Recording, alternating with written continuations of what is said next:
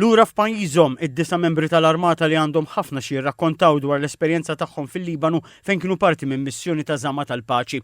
Il-logotenent Katrina Bela, Senior National Representative tal-missjoni, spjegat ir-responsabiltajiet tagħhom fl-eqel ta' konflitti kraħ. L-ewwel 3 xhur tagħna u kontra t-tieni 3 xhur tagħna kienu daqsxejn differenti. L-ewwel 3 xhur konna nagħmlu ħafna patrols, jiġifieri noħorġu bil-vetturi, nduru mal-erja ta' responsabilità tagħna.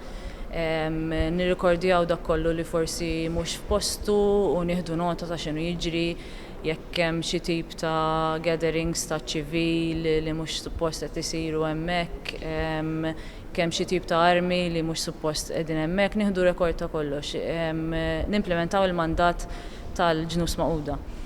It-tieni 3 xhur kienu daqsxejn differenti għax ovvjament kien hemm eskalazzjoni kbira fis-sitwazzjoni fejn daħlu soldati tal-Iżrael ġewwa l-Lebanon. Hija qalet ma' TVM News li minkejja dan il-Maltin preżenti xorta baqgħu għaddejjin bil-missjoni tagħhom b'limitazzjonijiet, il-Warrant Officer Xavier Sammut spjega kif il-konflitt taffettwa l-missjoni.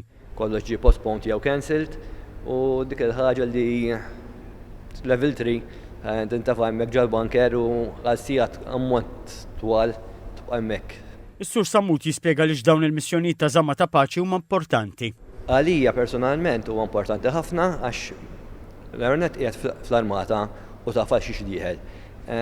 Sfortunatament m'għandniex daqshekk okkażjonijiet li nuru lilna nifisna barra minn Malta fil-preżenza ta' oħrajn u dejjem qed timpruvi għalilek innifsek għax tagħmilha mal-barranin u nur għalija.